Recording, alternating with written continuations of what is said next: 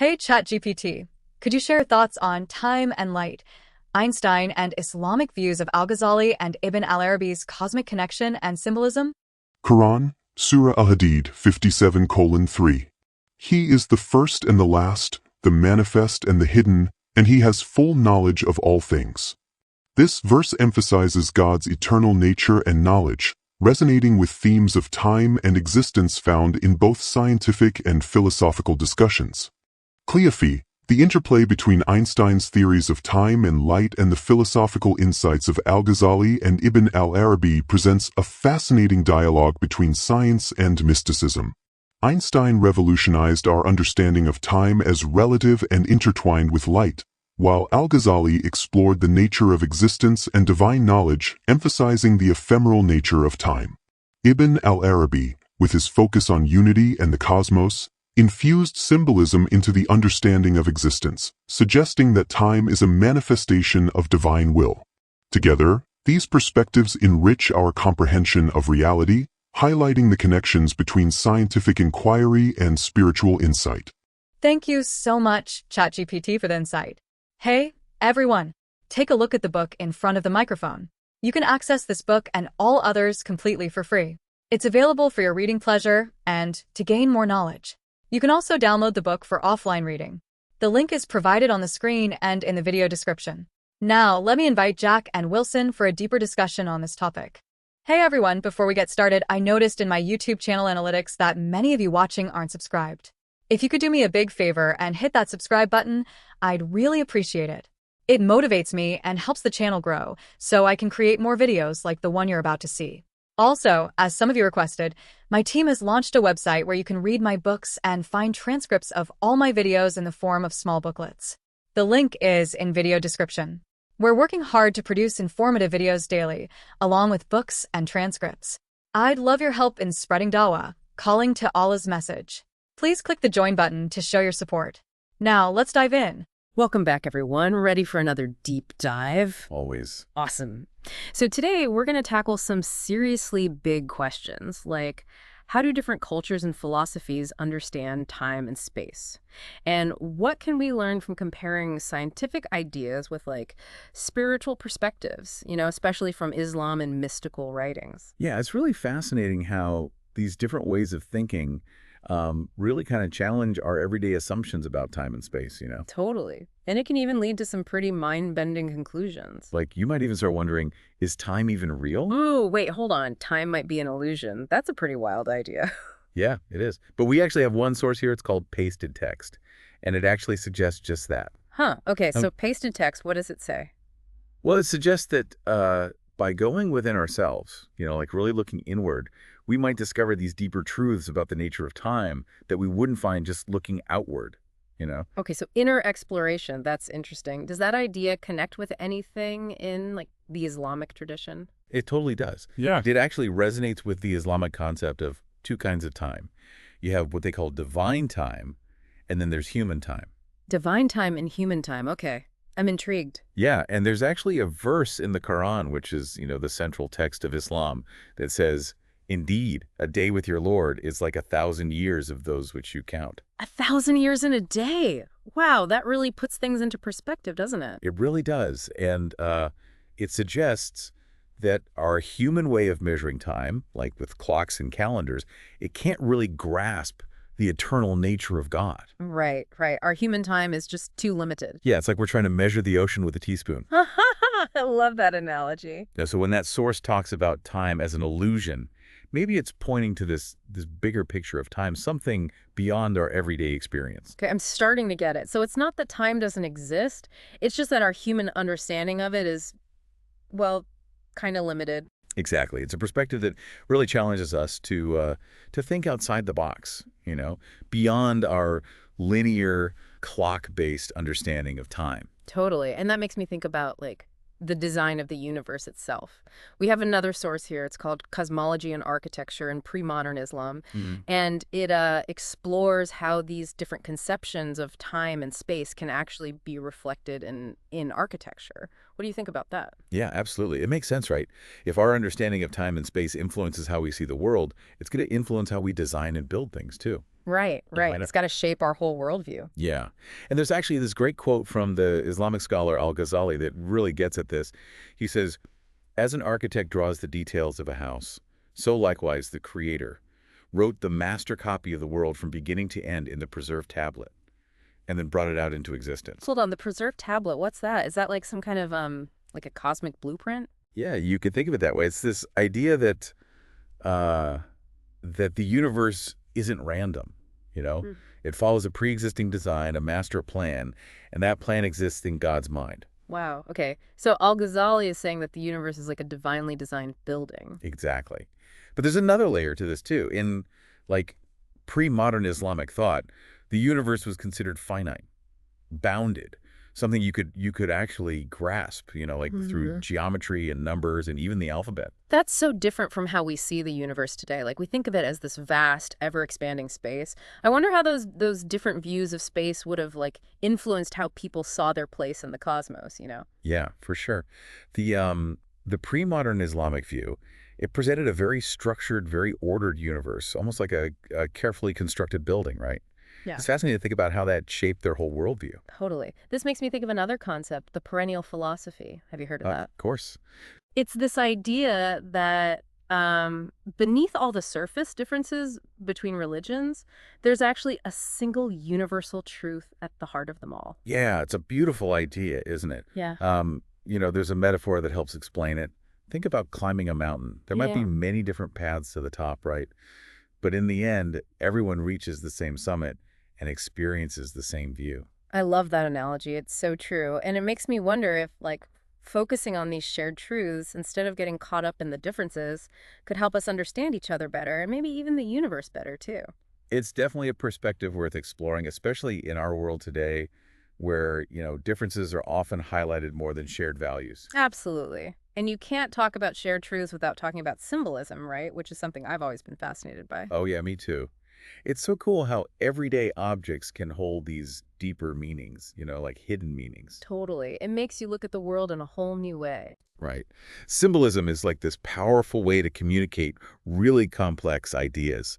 It's the idea that material objects can actually represent abstract concepts, like, for example, a circle. It can symbolize wholeness, unity, or even the eternal cycle of life and death. Wow, that's deep.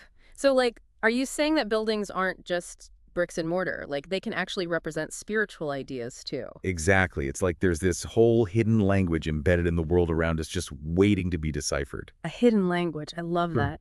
And do you know what? There's a verse in the Quran that captures this beautifully. It says, "We shall show them our signs on the horizons and within themselves until it will be manifest unto them that it is the truth." That's a powerful verse. It is, right? So the universe is like, it's constantly communicating with us through symbols. We just got to learn how to read them. That's the invitation, isn't it? Right. Really pay attention, you know? Look beyond the surface of things. Search for those deeper layers of meaning. Okay, I'm ready to start searching. But first, I think we need to talk about this next idea because it might just challenge how you think about knowledge itself. Okay, bring it on. I love a good challenge. All right, so our source on the Ikhwan al-Safa, which was this group of scholars from early Islam, suggests that imagination is actually the key to knowledge. What do you think? Huh. That's interesting. It definitely challenges our typical view of knowledge, you know, like the idea that knowledge is just purely rational. But the Ikhwan, they believed that to really, truly know something, you have to be able to imagine it, like imagine its form. Okay, I can see that. Like, if you can't picture it in your mind, you don't really know it. Right. But they took it even further, didn't they? They did. And even more radically, they believed that to actually create something in the material world, you first have to imagine it in your mind. So imagination is like this bridge between the mental and the physical. That's pretty powerful. It makes me wonder if we've been, like, undervaluing imagination and how we learn and create. It definitely makes you question those, you know, those traditional boundaries between reason and imagination and intuition. Maybe there's more to knowledge than we realize. I think you're right. Okay, so we've covered a lot of ground already. We've got divine time, cosmic blueprints, the power symbols, and the creative force of imagination. And we haven't even talked about Ibn Arabi yet. I know, right? We're just getting started. We're about to dive into the fascinating world of Ibn Arabi, a truly remarkable figure in Islamic mysticism. Yeah. He basically takes all of these concepts we've been talking about and weaves them into this profound understanding of time, space, and humanity's place in the universe. It's going to be amazing. Okay, I am so ready for this. All right, so Ibn Arabi, this rock star mystic, what made him so, influential? What were his big ideas? Well, Ibn Arabi was known for his profound insights into the nature of reality. One of his most famous concepts is this idea called the doctrine of the unity of being. Unity of being. Okay, break that down for me. What does that even mean? It's basically the idea that there's only one true being, and that being is God.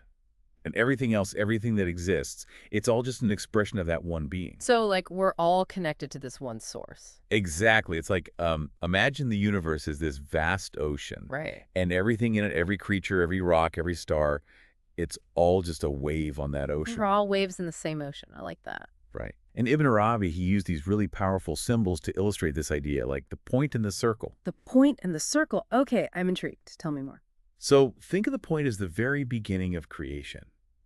It represents, the pure potential of the divine essence before anything is actually taken form. It's like the seed of the universe containing all the possibilities within it. Okay, the point is the seed of everything. What about the circle then? The circle represents the divine presence, expanding outward from that point, expressing itself in all this multiplicity and diversity. It's like that seed bursting open and becoming a flower, with all its petals. So the circle is like the universe coming into being, but still connected to that original point of unity. Yes, precisely. Unity and multiplicity, they exist together, not as opposites, but as complementary aspects of the same reality. And then Ibn Arabi, he takes this even further with his concept of what he calls creative quadrature. Creative quadrature. Now that one I haven't heard of. It's based on these 4 divine names: the living, the knowing, the willing, and the powerful. These names, they represent the essential attributes of God, and Ibn Arabi saw them as the fundamental forces behind creation. So you need life, knowledge, will, and power to actually create something. It's like a recipe for creation. Yeah, you could think of it that way. And this divine quadrature, it becomes a model for every other creative act in the universe. It's like a blueprint that's embedded in the very fabric of reality. Wow. So even our own creativity, it's a reflection of these divine attributes. That's a great insight. It invites us to see creativity as a reflection of these, these divine qualities that are present within each of us. This is blowing my mind. And it gets even crazier. Ibn Arabi also believed that the human body is a microcosm, like a mirror image of the entire cosmos. It's like our bodies are literally designed with the same principles as the universe itself. Right, and there's actually a hadith, a saying of the Prophet Muhammad, that supports this idea. It says that the human body's formation is based on the sacrum. Wait, the sacrum? That's that triangular bone at the base of the spine, right? What does that have to do with the universe? Well, Ibn Arabi saw the sacrum, with its triangular shape, as the starting point for the body's three-dimensional unfolding. It's like that point expanding into the circle, the seed becoming a flower. So the sacrum is like the blueprint for the human body. Exactly. It emphasizes this deep connection between, the human being and the cosmos. And, the Ikhwan al-Safa, they also saw the human body as perfectly proportioned. They believed the center point was located at the top of the thigh. The top of the thigh, huh? Interesting. Why there? Well, they called this point al-Huk, which means the middle. And guess what? That word, it shares the same root as one of God's names, al-Haq, which means the truth. Whoa, so there's a linguistic connection between the human body and the divine. Okay, this is getting deep. Right, it's like we're these walking embodiments of the universe itself. Okay, so we've got the point, we've got the circle, the human body is a microcosm. What other symbols did Ibn Arabi use to explain his ideas? Well, he was fascinated by the Arabic alphabet. There's another prominent mystic, Ibn Sabian, who saw this direct connection between the 28 letters of the Arabic alphabet and the human body. Wait, each letter corresponds to a part of the body? Yes, both physically and spiritually. And the first letter of the alphabet, the Aleph, that was particularly important. It's associated with what's called the Mohammedan reality. Okay, Mohammedan reality, what's that? Think of it as the primordial light of creation, the very first thing that God brought into existence, like the first emanation of the divine, the bridge between God and creation. So the first letter of the alphabet represents the very beginning of the universe. That's pretty amazing. What's so special about the Aleph? Well, visually, the Aleph is just a vertical line. It embodies this concept of overflowing, of potential becoming manifest. So the Aleph is like the point taking its first step towards creation. You could say that. It's a symbol of how the divine manifests itself in the world. This is incredible. It makes you wonder if there are hidden meanings embedded in language itself. It certainly invites us to look deeper into the symbolism of language, and how it reflects these mysteries of creation. Totally. Ibn Arabi also talks about this idea of a tree of being. What's that all about? The tree of being, yeah, it's this powerful image that represents the unfolding of creation. Ibn Arabi describes it as growing from the seed of the divine word kun, which means be. So the universe is like a tree with its roots in the divine. Exactly. It's a reminder that everything is connected. Everything has its place in the grand scheme of things. I love that. And to help us visualize all of this, Ibn Arabi actually created a diagram, right? In his book, The Construction of Circles. What does that diagram show us? The diagram illustrates the relationship between the primordial, divine, and human presences. It brings together a lot of the concepts we've been talking about, the point, the circle, the human being as a microcosm, and puts it all into one, unified visual representation. Oh, wow. So it's like a visual roadmap to understanding Ibn Arabi's whole cosmological framework. That's a great way to put it. It helps us see how all these different pieces fit together. And this roadmap also highlights the role of the cosmos, right?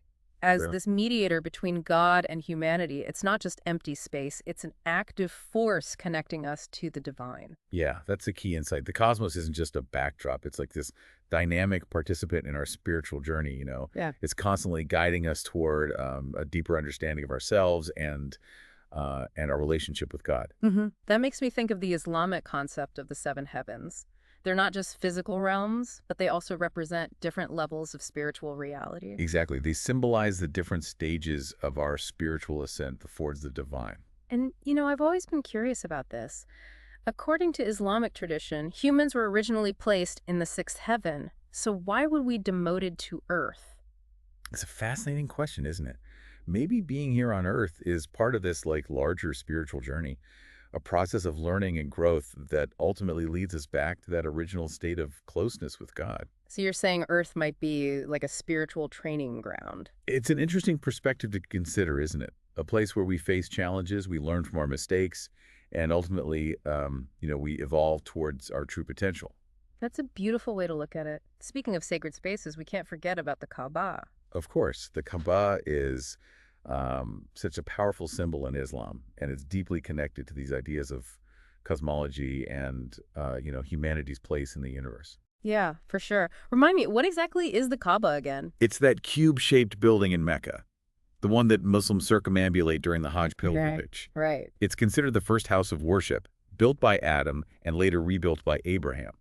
So like the most sacred space in Islam. It holds immense spiritual significance. And its location is incredibly important, too. There's this concept of Abu Qubays, which was believed to be the first mountain placed on Earth. It's thought of as this kind of cosmic pillar, and everything revolves around it. Where's Abu Qubays located? Near Mecca. No way. So you're saying the center of the world is marked by a mountain, and that mountain is near the Kaaba. That's incredible. It's a powerful symbol, right? It reinforces this idea that the Kaaba isn't just a physical building. It's a point of cosmic significance, a place where heaven and earth meet. And I bet the Kaaba's shape is significant too, right? It's a cube. You're right. Ibn Arabi interpreted the Kaaba's square shape as representing the four directions from which Satan can approach and tempt mankind. Oh, wow. So even the shape of a building can have spiritual implications. It's like a reminder of the forces of good and evil at play in the world. It invites us to be vigilant. Stay connected to that spiritual center, even as we navigate all the challenges of life. Ibn Arabi sees these connections everywhere. Is there anything else about the Kaaba that he found meaningful? He was actually fascinated by the acoustic space of the Kaaba and of mosques in general. Huh. I've never really thought about the sound of a religious space before. What's so special about it? Well, early mosques with their open pillared halls, they were designed to create a very specific acoustic environment. It's neutral, encompassing almost like a sonic embrace that enhances the experience of prayer. So it's not just about the visual design, it's about how the sound moves through the space and affects the people inside. Exactly. It highlights this idea that any place can be a sanctuary for prayer. You don't necessarily need uh, a grand mosque or specific building. The presence of God can be felt anywhere, just like sound can travel and fill any space. That's beautiful. It makes me wonder if the sound of our own voices when we're praying could also be a way of connecting to the divine. That's a really interesting question. Perhaps our own voices, when used with intention and sincerity, can become a bridge between our inner world and the realm of the divine. That's a powerful idea. Wow, we've covered so much ground today. It's been incredible. This journey through time and space, from divine time to the Kaaba, from cosmic blueprints to the sound of prayer. It's fascinating how all these different concepts, drawn from science, Islam, and mystical writings, they all weave together to create this rich tapestry of understanding. It's definitely challenged my own understanding of the universe, and my place in it is... And that's the beauty of these deep dives, right? They push us to question our assumptions and expand our perspectives, and discover new ways of seeing the world around us. I totally agree. And before we wrap up, I wanted to touch on something you said earlier. You mentioned that every point in the acoustic space of prayer is a center. Yes, it's this idea that the divine presence isn't limited to a specific location, It can be accessed from anywhere. So if that's true, and if each of us is like a microcosm of the cosmos, does that mean we all carry within us the potential for connection with the divine? It's like a really profound thought, right? This idea that we could all have this potential for connection with the divine within us. It's definitely something to contemplate, isn't it? If we each carry the cosmos within us, yeah, then maybe that potential for connection, it's always there. Maybe it's just a matter of, becoming aware of it, tuning into it. And maybe these ideas, these symbols, the architecture, they're all like clues, ways to help us on that journey of discovery. It's like a treasure hunt. Exactly. And the treasure is within us all along. Wow, this entire deep dive has been mind-blowing. We started with this idea of divine time, and we've explored cosmic blueprints, the symbolism of the Arabic alphabet, the power of imagination, the acoustic space of prayer. It's amazing how all of these concepts, from science, Islamic thought, mystical writings, they all come together to create this really rich tapestry of understanding. It's a testament to the interconnectedness of everything, isn't it? It shows us that wisdom can be found in the most unexpected places, and that true understanding often comes from weaving together these different threads of thought. Absolutely. You've given us so much to think about. But before we wrap up, is there one key insight that you hope our listeners will take away from this deep dive? I think the most important takeaway is this. The universe is not just this cold, empty space. It's alive. It's communicating with us. It's guiding us. And it's inviting us into a deeper relationship with the divine, whether we're, looking at the stars, studying ancient texts, or just paying attention to our breath. There are so many ways to connect with that greater reality. I love that. It's about staying curious, being open to wonder. Exactly. Cultivating a sense of awe. Well, I'm definitely feeling inspired to keep exploring these ideas. Thank you so much for sharing your insights with us today. You've been an amazing guide on this journey. It's been my pleasure. And to all our listeners, thank you for joining us on this deep dive into time and space across perspectives. We hope you found it thought-provoking and maybe even a little bit mind-bending. Until next time, keep exploring, keep questioning, and keep diving deep. Thank you for joining us for today's podcast. I hope you've gained some valuable insights. If you're a truth seeker, yearning for divine light and ready to step out of darkness, now is your moment. The truth is that Allah is the one and only creator of the universe. He has sent over 124,000 messengers and prophets to guide humanity, starting with Adam and culminating with the final messenger, Prophet Muhammad, peace be upon them all. If you resonate with this message, you might be ready to embrace Islam. Simply recite the Shahada, the Islamic declaration of faith. For further support, feel free to join our WhatsApp group. You can send us a private message there. The link is in the video description. Don't wait until it's too late. We look forward to connecting with you soon.